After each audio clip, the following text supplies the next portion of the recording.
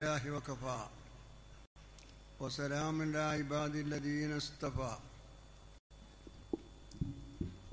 ബഹുമാനപ്പെട്ട തങ്ങളവറുകളെ, ഈ സ്റ്റേജിൽ ഉപസ്ഥിതരായ എൻ്റെ സഹപ്രവർത്തകൻ പൂക്കോട്ടൂർ അവറുകളെ, മറ്റ് സ്റ്റേജിലുള്ള നേതാക്കന്മാരെ, പണ്ഡിതന്മാരെ, പ്രിയമുള്ള സഹോദരന്മാരെ, സഹോദരിമാരെ,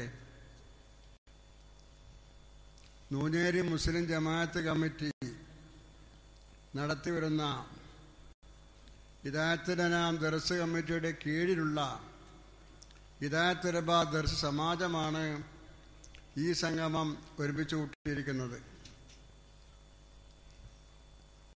ഇത് വളരെ പ്രാധാന്യമറിയിക്കുന്ന ഒരു സ്ഥാപനമാണ് ഇവിടെ നടക്കുന്നത്. നിങ്ങൾക്കറിയാം, സമുദായത്തിൻ്റെ ഉദ്ധാരണത്തിന് വേണ്ടി ഇവിടെ പല സ്ഥാപനവും നടക്കുന്നുണ്ട്. അറബിക് കോളേജുകളുണ്ട്, മറ്റുള്ള പല സ്ഥാപനമുണ്ട്, അതിൽ ദർസുമുണ്ട്. അങ്ങനെയുള്ള ഈ ഉദാഹരണം പറഞ്ഞാൽ അറബിക് കോളേജ് കേരളത്തിലുണ്ടായത് 1964-65 കൊല്ലത്തിലാണ്. അതിന് മുമ്പ് അറബിക് കോളേജ് കേരളത്തിലില്ല. അതേപോലെ നാം ഏത് സ്ഥാപനം എടുത്തു നോക്കിയാലും അതിന് പരിധിയുണ്ട്, അഥവാ തുടങ്ങിയ കാലമുണ്ട്. പള്ളി ദർസിനെ കുറിച്ച് പറഞ്ഞാൽ അത് എപ്പോഴാണ് തുടങ്ങിയെന്ന് ആർക്കും പറയാൻ സാധ്യമല്ല. ഇസ്ലാം എപ്പോഴാണ് ഉണ്ടായത്? അന്ന് പള്ളി ദർസുണ്ട്. ഇതാണ് എൻ്റെ വാദം. ഇസ്ലാമിന് ഇന്ന് എത്ര വയസ്സാ? അത്ര വയസ്സാണ് പള്ളി ദർസിന്. കാരണം ബഹുമാനപ്പെട്ട നിങ്ങൾക്കറിയാം, മദീന ഹജ്ജിന് പോയ ആൾക്കറിയാം, ആയിഷ ബീബിൻ്റെ മണ്ഡപത്തിൻ്റെ നേരിപ്പുറത്ത് എണ്ണയുണ്ട്. അവസാനം തുർക്കികളാണ് അവിടെ പോയിരിക്കുക.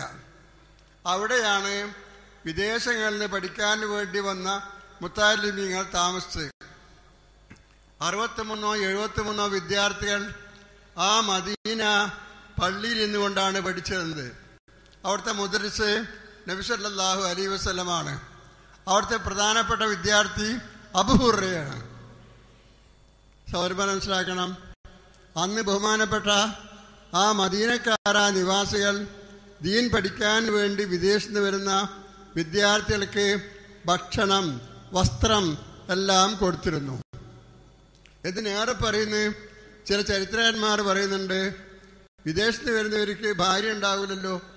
മദീനയിൽ 2 ഭാര്യ ഉള്ള ഒരാൾ ഒന്നിനെ തലാഖ് ചൊല്ലിയിട്ട് ഈ ദീൻ പഠിക്കാൻ വേണ്ടി വന്നവർക്ക് കെട്ടിച്ചു കൊടുത്തിരുന്നു. ആലോചിച്ചോക്ക്, എന്തുമാത്രം സ്നേഹിക്കണം.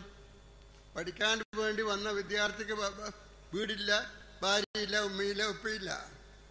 അവർക്ക് 2 ഭാര്യ ഉള്ള ഒരാൾ ഒരു ഭാര്യ തലാഖ് ചൊല്ലിയിട്ട് വിവാഹം ചെയ്തു കൊടുത്ത് കാമിൽ പോലുള്ള കിതാബിൽ കാണാൻ സാധിക്കും. ഇത്രമാത്രം മദീന നിവാസികൾ ബഹുമാനിച്ചൊരു പ്രസ്ഥാനമാണ് നമ്മുടെ പള്ളി ദർസ്. അബൂ റളിയല്ലാഹു തആല അൻഹു ഖൈബറിലാണ് ഇസ്ലാം ആകുന്നത്. അദ്ദേഹം 3 വർഷക്കാലം മാത്രമേ ഇസ്ലാമിലുള്ളൂ. പക്ഷെ അദ്ദേഹം ധാരാളം ഹദീസ് ഉദ്ധരിക്കാറുണ്ട്. അപ്പൊ ചിലരൊക്കെ പറയും, എന്താണ് അബീ ഹുറൈറ കണ്ടമാനം ഹദീസ് ഉദ്ധരിക്കുന്നത്? അയാൾ ഇസ്ലാമിൽ ചുരുങ്ങിയ കൊല്ലല്ലേ ഉണ്ടായിട്ടുള്ളൂ. അബൂബക്കർ സിദ്ദീഖും ഒക്കെ ചുരുങ്ങിയ ഹദീസല്ലേ ഉള്ളൂ ഉദ്ധരിക്കുന്നത്. എന്താണ് അബീ ഹുറൈറ കള്ളനാണെന്ന് പറഞ്ഞുകൊണ്ട് ഇപ്പോഴും ചില വിദേശ പത്രങ്ങൾ എഴുതിക്കൊണ്ടിരിക്കുന്നുണ്ട്. അതിന് അബൂ ഹുറൈറ പറഞ്ഞ മറുപടി, നിങ്ങളെല്ലാം ഒരാളും മദീനക്കാർ രാവിലെ കൃഷി ചെയ്യാൻ വേണ്ടി പോകും, മക്കാർ കച്ചവടത്തിന് വേണ്ടി പോകും. ഈ സാധു അബൂ ഹുറൈറ ഒറ്റ വയറുമായി പള്ളിയിൽ തന്നെ താമസിക്കലാണ്. അങ്ങനെയാണ് എനിക്ക് ഇത്രമാത്രം അറിവ് കിട്ടാൻ കാരണവും. അപ്പം നിങ്ങൾ നോക്ക് പള്ളി ദർസിൻ്റെ പ്രാധാന്യം. അപ്പം ഞാൻ പറയാം, എൻ്റെ വാദം, ഇസ്ലാമിന് എത്ര പഴക്കമാണോ അത്രയും പഴക്കമുള്ള പ്രസ്ഥാനമാണ് പള്ളി ദർസ്. നൂഞ്ഞേരി നാട്ടിൻ്റെ മുഖച്ഛായ മാറ്റത് ഈ ദർസാണെന്ന കാര്യം നിങ്ങൾ മറന്നു പോകരുത് എന്ന് എനിക്കെന്ന് ഓർമ്മപ്പെടുത്താറുള്ളൂ. അതുകൊണ്ട് എൻ്റെ പ്രിയമുള്ള സഹോദരന്മാരെ, ധാരാളം ഗുണങ്ങൾ പള്ളി ദർസിലുണ്ട്. പക്ഷേ പള്ളി ദർസിൻ്റെ സ്വഭാവത്തിലും വീടിൽ പോയി ഭക്ഷണം കഴിക്കുക, വീട്ടുകാർക്ക് അത് കൊടുക്കാനുള്ള മനസ്ഥിതി ഉണ്ടാകാം. ഇതിനുള്ള പ്രധാനപ്പെട്ട കാര്യങ്ങളുണ്ടെങ്കിൽ ചെറിയ ചെലവ് കൊണ്ട് ഒരു നല്ല ഫലപ്രദമായ നിങ്ങൾ നോക്കൊരു കോളേജ് നടത്തുമ്പോൾ എന്തെല്ലാം പ്രശ്നമാണ്. അവർക്ക് ഭക്ഷണം ഉണ്ടാക്കാൻ വേണ്ടി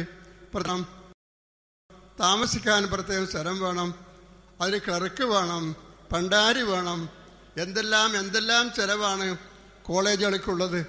പള്ളിയരസിനുള്ള ചെലവ് എന്ത് മാത്രം? ബുധനൊരു ശമ്പളം മാത്രമാണ് ചെലവ്. ബാക്കിയെല്ലാം നമ്മുടെ ഈ സഹോദരിമാർ നൽകിക്കൊണ്ടാണ് ആ സ്ഥാപനം മുന്നോട്ട് പോകുന്നത്. അതുകൊണ്ട് എൻ്റെ പ്രിയമുള്ള സഹോദരന്മാർ, ഈ സ്ഥാപനത്തിന് പുഴുക്കുത്ത് വീണു പോകരുത്. എനിക്കെപ്പോഴും പറയാനുള്ള കാര്യമാണത്. കാരണം നമ്മുടെ സമുദായത്തിലെ അങ്ങനെയാണ്. പുരോഗമിക്കുമ്പോൾ എന്തെങ്കിലും ആരെങ്കിലും എന്താ പള്ളിന്ന് ഓനങ്ങനെ ഒച്ച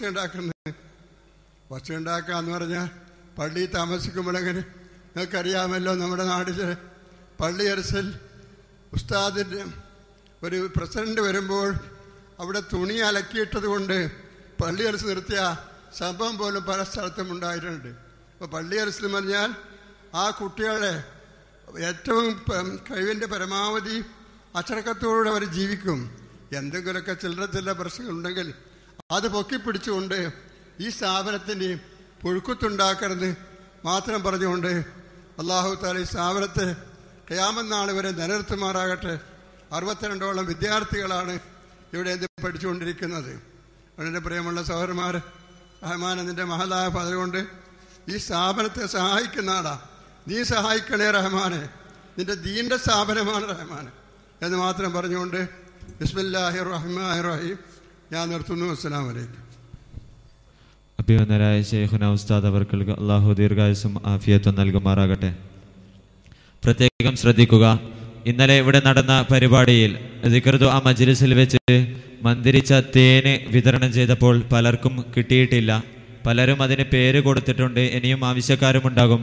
അഭിവന്ദനായ പാണക്കാട് സയ്യിദ് റഷീദ് അലി ശിഹാബ് തങ്ങൾ മന്ത്രിച്ച തേന് നിങ്ങളുടെ അടുക്കലേക്ക് എത്തും ഇൻഷാ അല്ലാഹ്. അതിന് നിങ്ങൾ ഇന്നലെ ചെയ്തതുപോലെ തന്നെ ചുരുങ്ങിയത് 313 രൂപയെങ്കിലും ഈ സാഹിത്യ സമാജം പരിപാടിയിലേക്ക് നൽകി നിങ്ങൾ അത് സ്വീകരിക്കണമെന്ന് ഓർമ്മിപ്പിക്കുന്നു.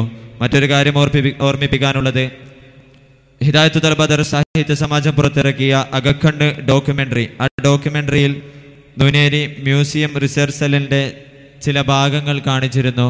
അതിൻ്റെ പേര് നുനേരി മ്യൂസിയം റിസർച്ച് സെൽ എന്ന് പ്രത്യേകം പറയാൻ അതിൽ വിട്ടുപോയതാണ്. അത് നിങ്ങൾ ശ്രദ്ധിക്കണമെന്ന് ഓർമ്മപ്പെടുത്തുന്നു.